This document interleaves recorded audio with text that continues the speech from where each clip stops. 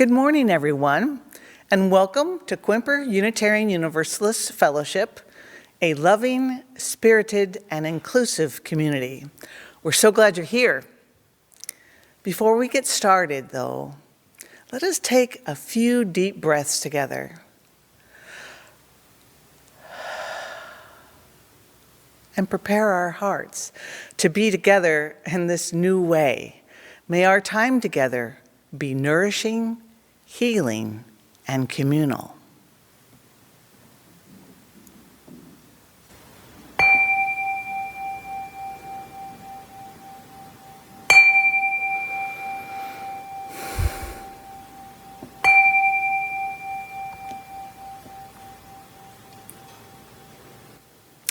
Bertram, will you please lead us now in our call to community? Please join me in singing the song Sanctuary.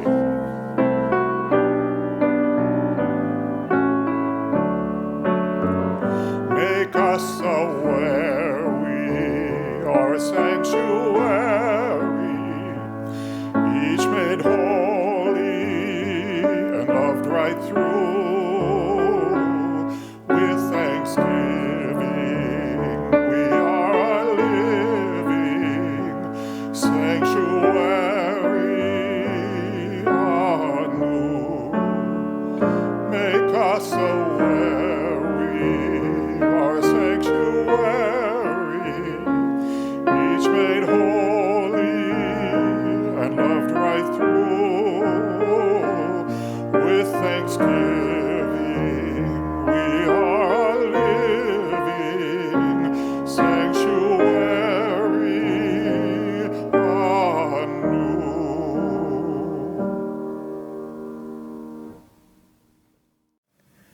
Thank you, Bertram.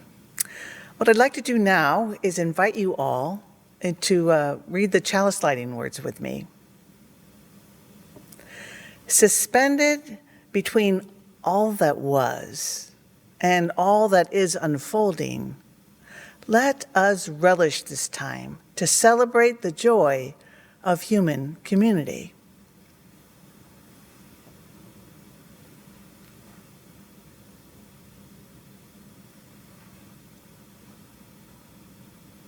Thanks, Bertram. Friends, I invite you to come into this service with your whole selves, the parts that are raw and exposed, the part that is lonely, the part that is relieved by this slower pace, the part that is longing for meaningful human connection. You are not alone. You are here in this virtual space with fellow travelers on this strange journey. Some folks are new to you, some are familiar. All are welcoming you now, together, as we collectively feel our way into the future. It's now time for our opening song. It will be followed by our Story for All Ages by Beau, Ohlgren.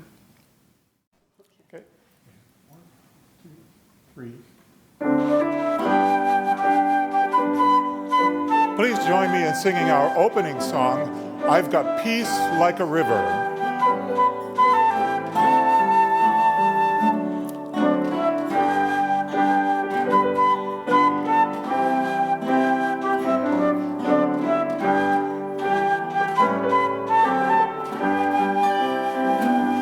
I've got peace like a river, I've got peace like a river, I've got peace like a river in my soul. I've got peace like a river, I've got peace like a river, I've got peace like a river in my soul. I've got tears like the raindrops, I've got tears like the raindrops, I've got tears like the raindrops in my soul. I've got tears like the raindrops, I've got tears like the raindrops, I've got tears like the raindrops in my soul.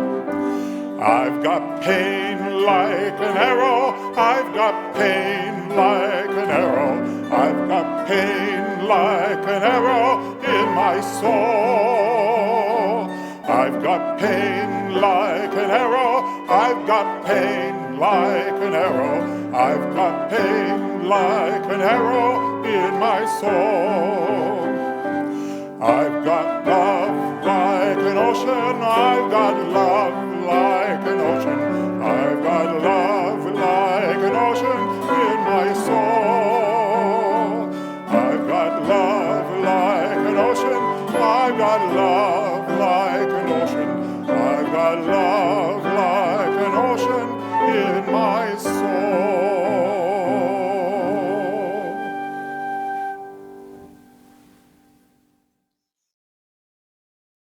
Good morning, everyone. Today is a lovely day to be together. Right now, we are in the fort, which is where I like to take my walks and enjoy nature and the sounds of the birds and the ocean. And I thought it was particularly apt today as we're talking about the power of the universe and the power of our choices. And I wanted to share a story that reminds us of how we are everlasting and that times may change, but that we are still together and that changes can be a good thing and can beckon something new. So today I'm going to share the story When the Wind Stops by Charlotte Zolotow. The great, bright, yellow sun shone all day, and now the day was coming to an end. The light in the sky changed from blue to pink to a strange, dusky purple. The sun sank lower into the long, glowing clouds, and the little boy was sorry to see the day end. He and his friend had played in the garden, and when they were tired of playing, they lay down in the grass and felt the sun on them, warm and soft, like a sleepy cat resting. There had been icy lemonade in the afternoon, which they drank under the pear tree, and the little boy's father read him a story on the porch before he went to bed. The little boy lay in bed now, and his mother came in to say good night and sat beside him. "Why does the day have to end?" he asked her. "So night can begin," she said. "Look." And she pointed out the window, where high in the darkening sky, behind the branches of the great pear tree, the little boy could see a pale sliver of the moon. "That is the night beginning," his mother said, resting her hand on his shoulder. "The night with the moon and the stars and darkness for you to dream in." "But where does the sun go when the day ends?" the boy asked. "Well, the day doesn't end," his mother said. "It begins somewhere else. The sun will be shining there when the night begins here. Nothing ends." "Nothing?" the little boy asked. "Nothing," his mother said. "It begins in another place or in a different way." "Where does the wind go when it stops?" he asked. "It blows to make the trees dance somewhere else." "Where does the dandelion fluff go when it blows away?" "It carries the seed of new dandelions to someone else's lawn." "Where does the mountain go after the top?" "Why, it goes down to where it becomes a valley." "Where do waves go when they break on the sand?" "Sucked back to the sea into new waves." "Where does the rain go when the storm is over?" "Into clouds to make other storms." And where do clouds go when they move across the sky? To make shade somewhere else.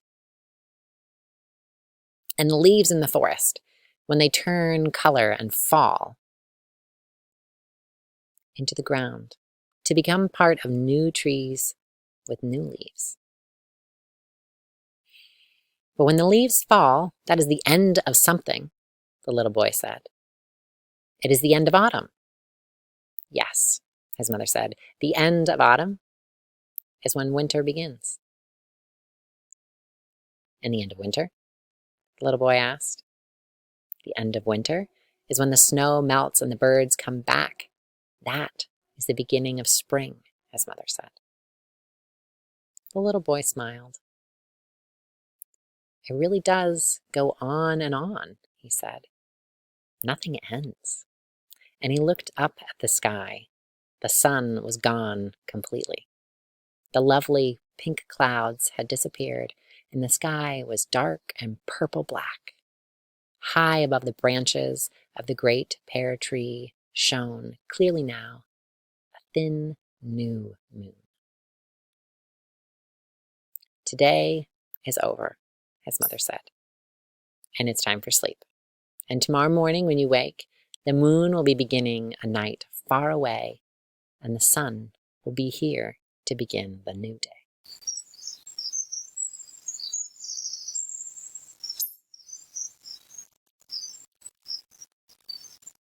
I appreciate the birds for their song, for reminding us that there are still wonderful things happening, and knowing that with each change, there is something new to be lived into. I feel so fortunate for all the connections that we're able to have during this time that are new and interesting and dynamic. And I appreciate all that we are learning together as we come into new phases and learn from nature, and that there is never an end. Matter is never created nor destroyed, but it is ever changing.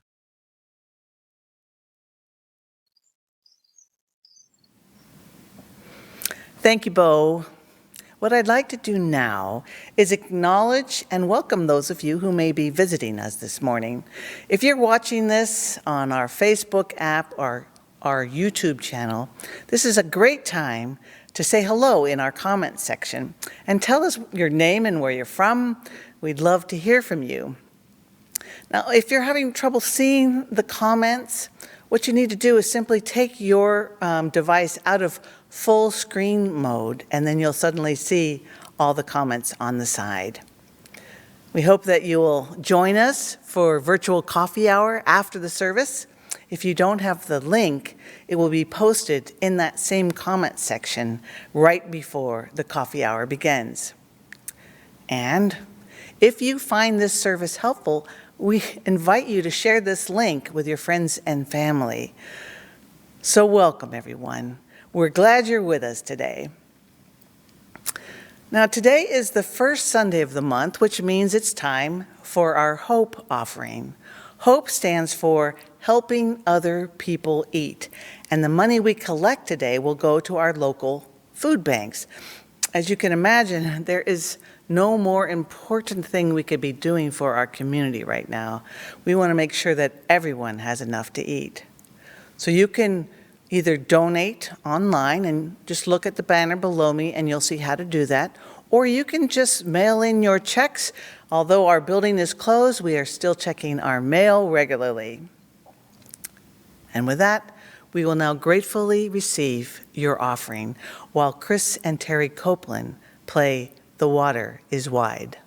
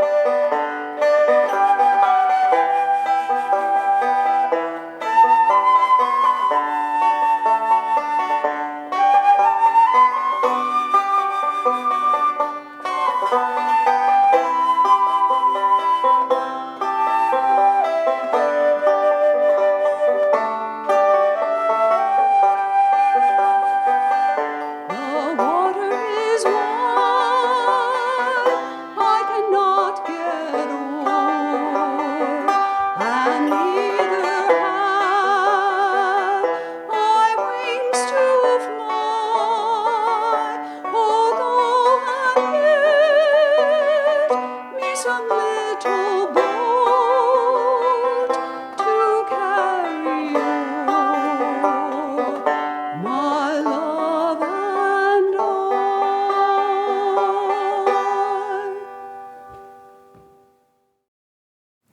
Thank you, Chris and Terry. It's now time to share our personal joys and sorrows, but we always pause first to recognize that our personal joys and sorrows are often connected to the world's larger joys and sorrows. And so we begin today by placing a stone for the wider world, thinking in particular of the people and the wildlife who are benefiting from the slowed pace of human activities these days.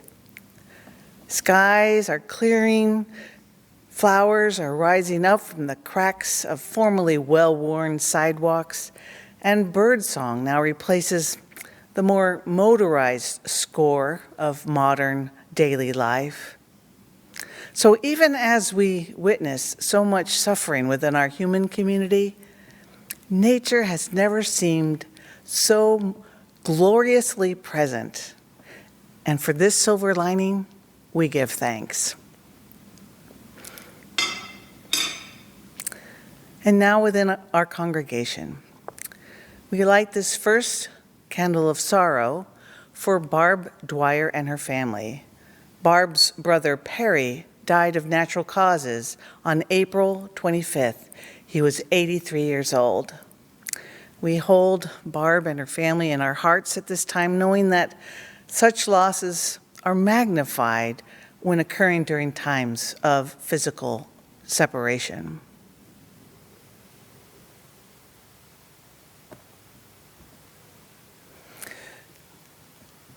And speaking of such magnified loss, we now light a candle for Kathy Francis, whose memorial service was supposed to take place in person on March 28th. What her family and I have decided to do is to attempt our very first online memorial service. You'll be able to attend and participate.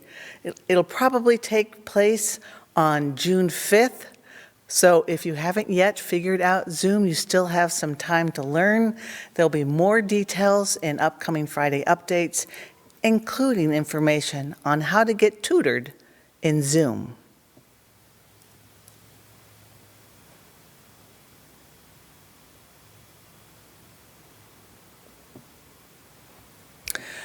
We now place a stone of sorrow for Jeanette Rousseau.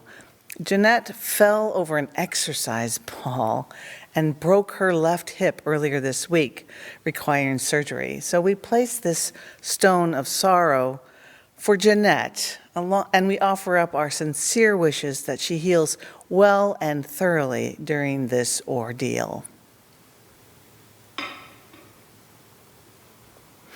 Now, members Al and Joe Thompson asked that we light a candle of sorrow for the passing of their friend and former principal, Dewey Stoll, who passed away just last Sunday from COVID-19.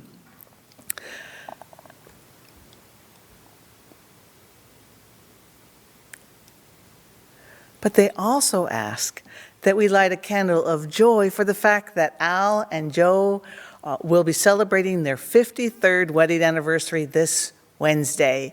Happy anniversary, Joe and Al. We wish you many more years of wedded bliss.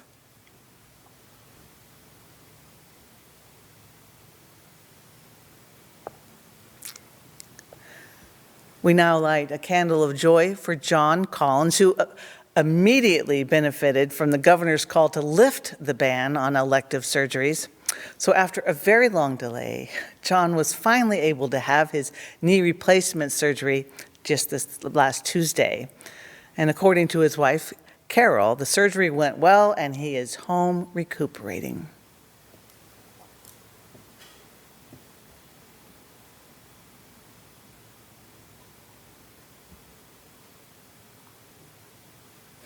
We also light a candle of joy for Bernie and Jack Steckman for their recovery from COVID-19.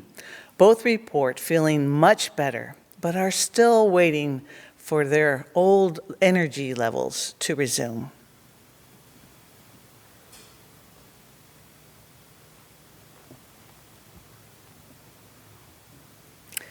And now we light a candle of joy for Nancy Shipley, who turns 90 years old tomorrow.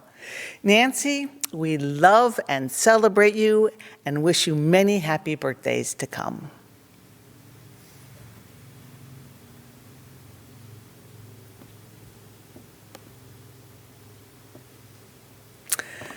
And now for a couple of candles of gratitude. I want to light this first one for our treasurer, Penny Ritterbush, who took the lead on our application for the Federal Payroll Protection Program. Our application was approved, and we received these much-needed stimulus funds earlier this week. Now, this extra money ensures that we'll be able to retain our staff at their regular rate through the end of this fiscal year, which ends on June 30th. What we can do after that will depend on the outcome of our pledge drive.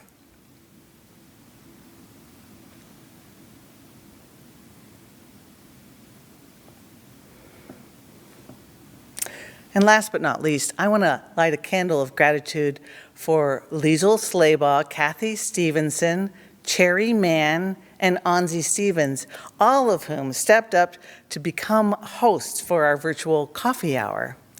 Liesl, Kathy, Anzi, and Cherry, we wouldn't be able to offer this important connection hub without you, and we are deeply grateful. Thank you.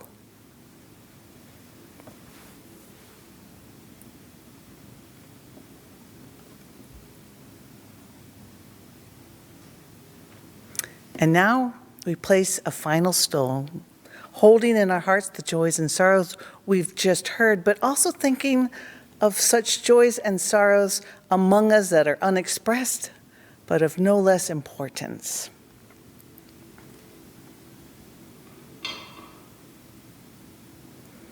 I invite you now into a moment of silence, followed by a musical response by Pat Rogers.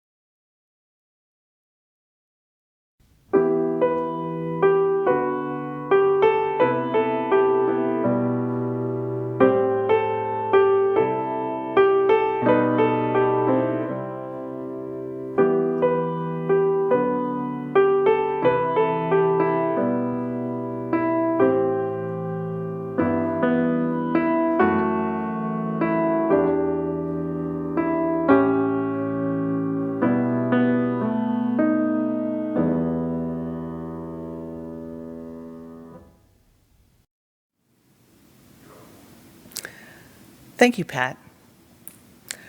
Our reading this morning is by Elena Miknikova, and I share it with you this morning because it offers us a reminder about the best strategy for getting through hard times.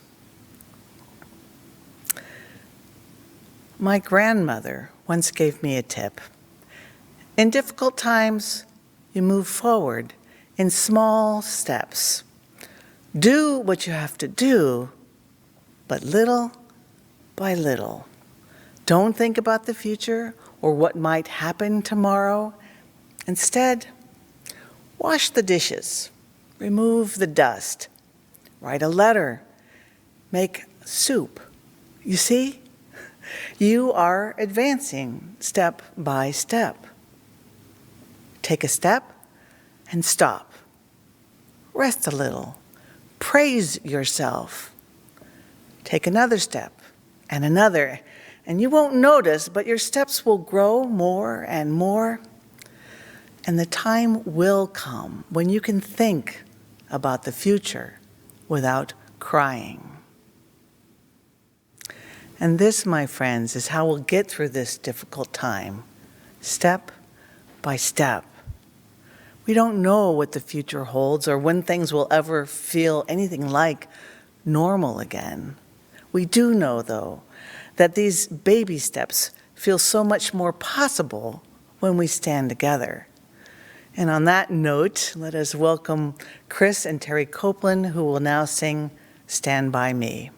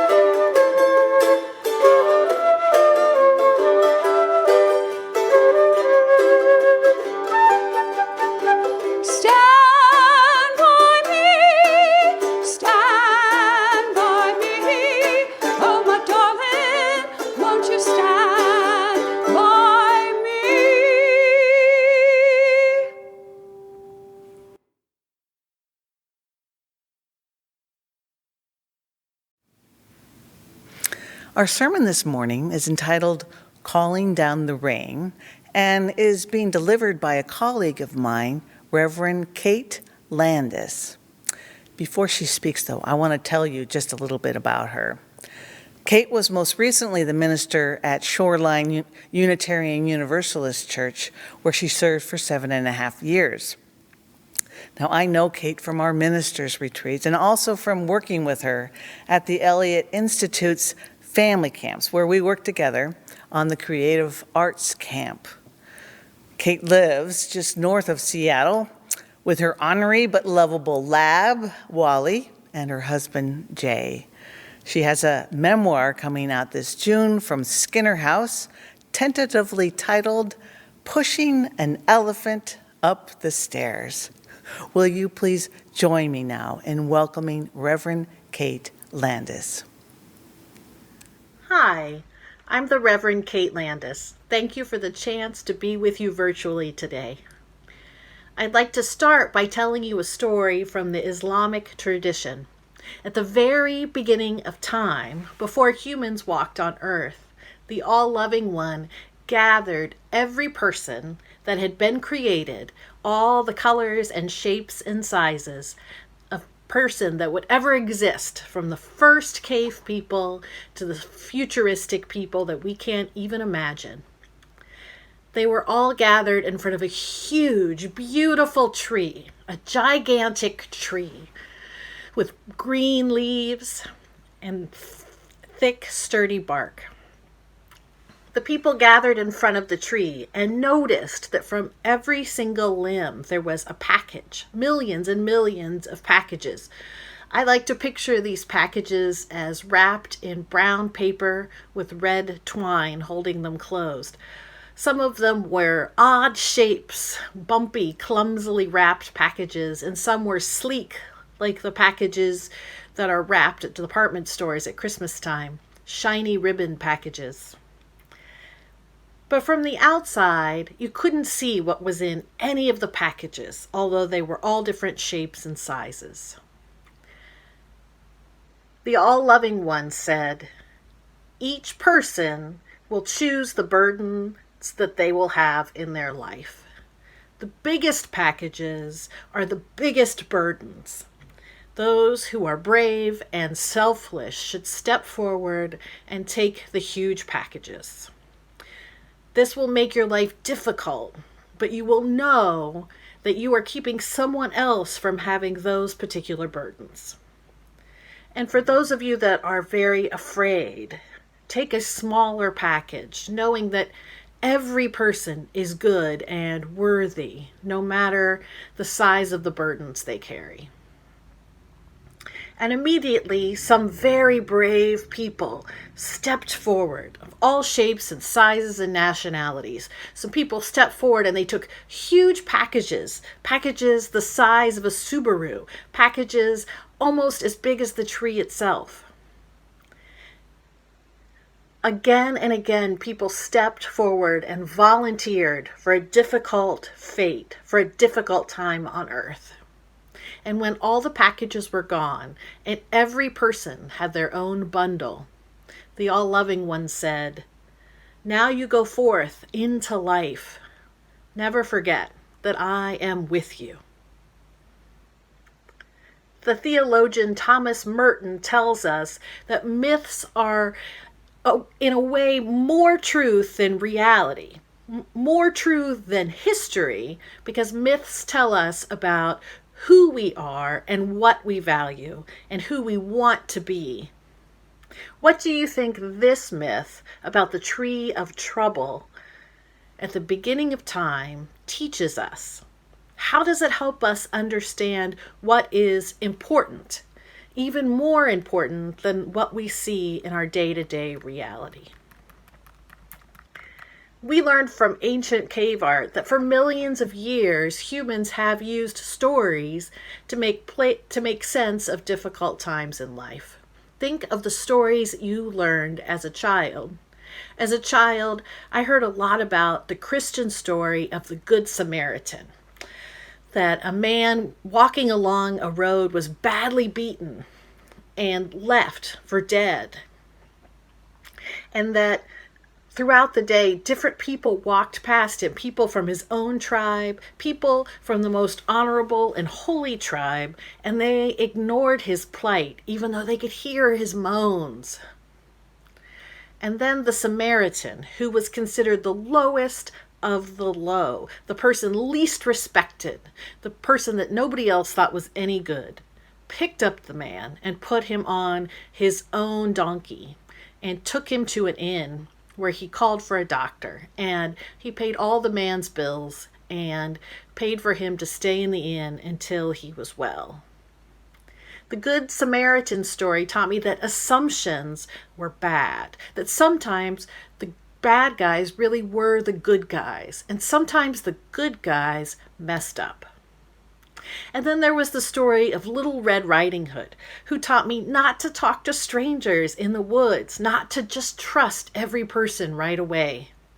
And from Peanuts cartoons, I learned that if a friend betrays you once, like Lucy grabbing the football away from Charlie Brown so that he fell on his back in a heap of dust, I learned that if a friend betrays you once, you should be careful trusting them again. They might earn back your trust, but it's good to be a little bit wary after someone lets you down. Charlie Brown didn't have to keep playing football with Lucy. My generation read The Island of the Blue Dolphin and Call of the Wild in elementary school, books that taught us that the wilderness was thrilling and a land of adventure and wonder beyond what we could imagine. And that if you weren't prepared, you could die pretty quickly out there. That nature was a double-edged sword, wonderful and terrible. Right now, I am struggling with stories. What story is right for this time? A time unlike any other. 60,000 people have died in the United States of COVID-19, a number that exceeds the number of U.S. soldiers who died during the Vietnam War. It seems that we all know someone who has COVID or had COVID or who sadly has passed away from COVID. Most of us are at least a little bit worried about getting infected and wondering if that tickle in the throat is just allergies or the first sign of a devastating illness. It's a time of tremendous anxiety. It's almost palpable in the air. We are afraid and we are isolated. What can help us get through this seemingly endless slog of social isolation and perhaps second and even third waves of infection? I personally feel exhausted from the worrying and the solitude, and I'm hungry for stories to help me make sense of this sad and very scary time.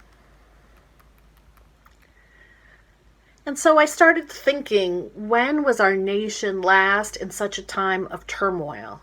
When did we last collectively fear that we weren't up for the challenge ahead of us? For me, that time was September 11th, 2001, 9/11, on a beautiful blue sky day when thousands of people died in a terrorist attack. It was such a horrible shock. And the images are things of nightmares burned into my memory. But I also remember the phone calls. Do you remember the phone calls? The phone calls from people in the towers hoping to be rescued, but reaching out to the people they loved just in case. The messages left on answering machines and voicemails from passengers on the planes that crashed both into the Pentagon and into a field in Pennsylvania. The worst of humanity is in those images, but the best is in the audio of those phone calls. A Navy pilot left his wife a message saying that he loved her and he wanted her to have a happy and fun life, and to tell his parents that they too should move on and have happy lives. He was so sorry to go. A young woman spending her first day in New York City left her husband a message saying that she was in a room full of smoke and couldn't get out, but that she loved him so much and always would. A judo champion called his wife to say that he felt he needed to challenge the hijackers, to stop the plane from crashing into a crowded space.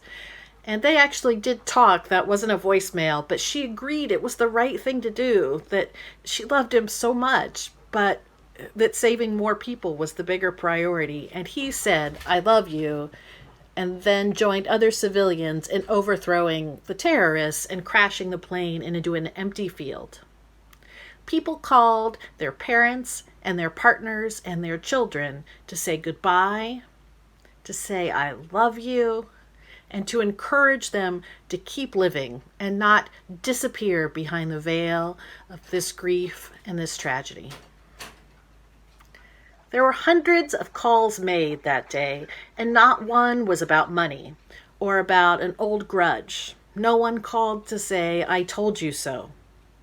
No one called demanding revenge.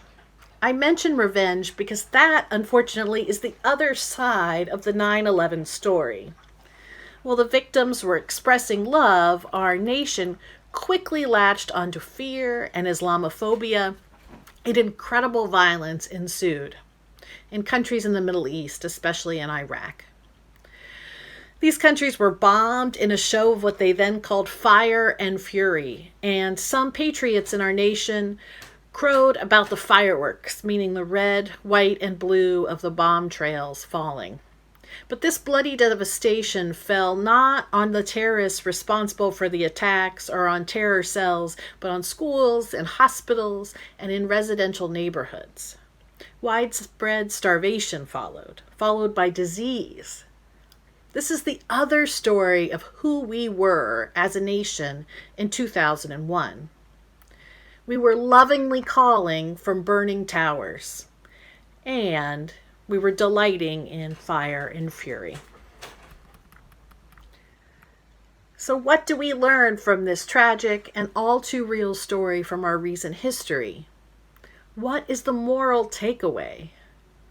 In this time of fear and illness, we get to choose love in the time of fear or nationalism and revenge.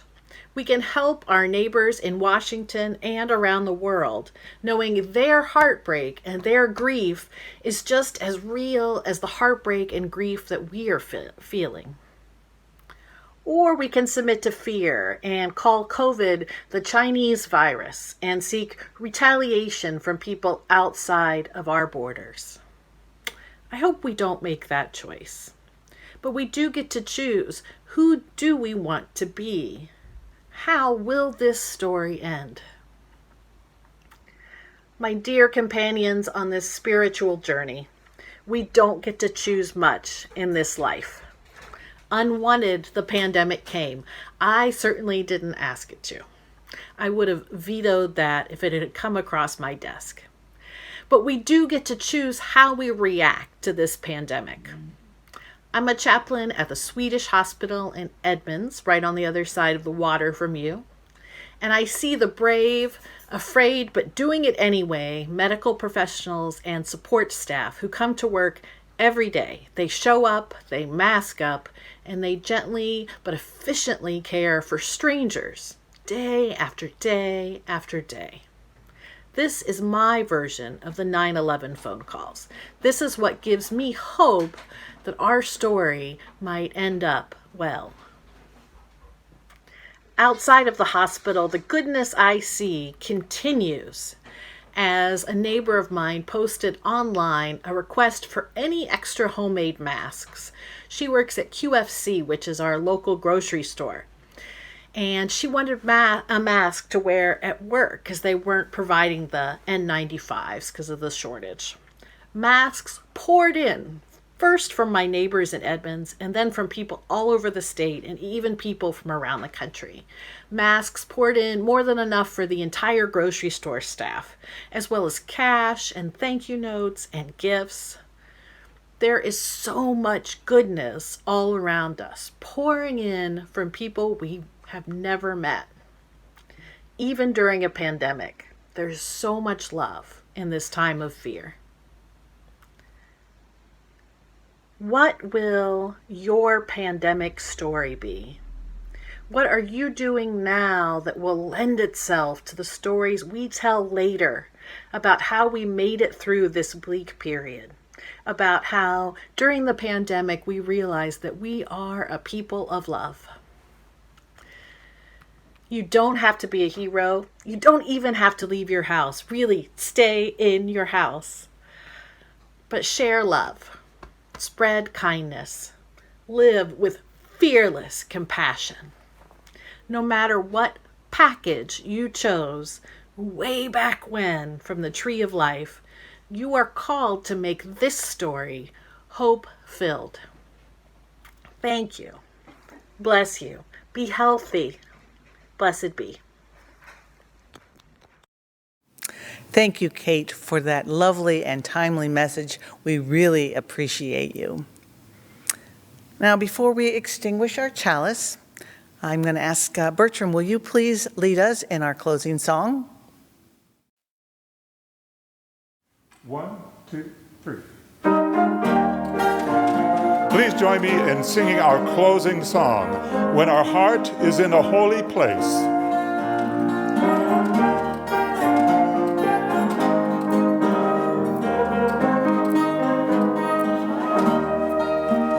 When our heart is in a holy place, when our heart is in a holy place, we are blessed with love and amazing grace.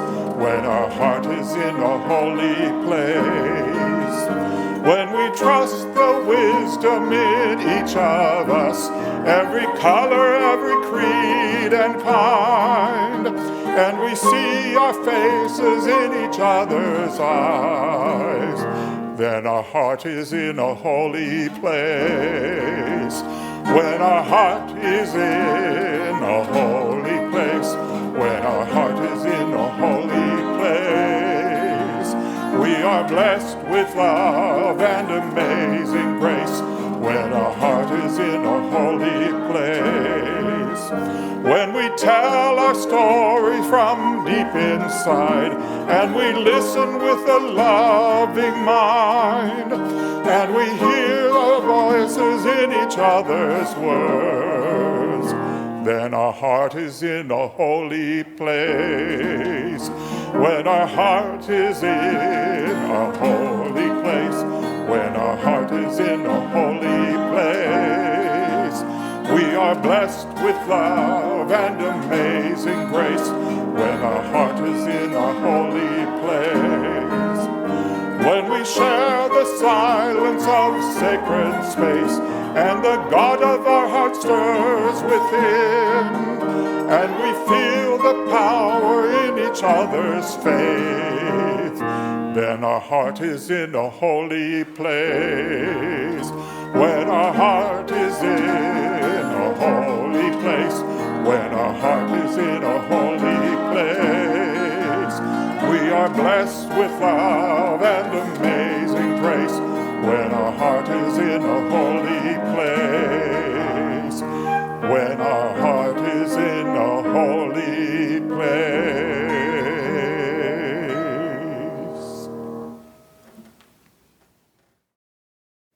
Let us now extinguish our flame.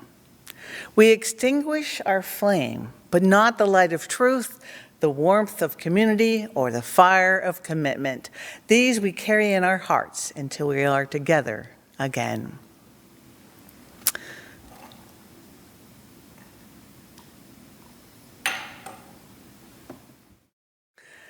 As our time together comes to an end, let us remember that when the going gets tough, the wise pull together, at a safe distance, of course.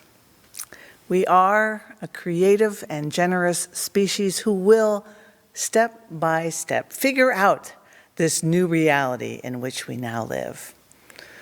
Let us go in peace and practice love.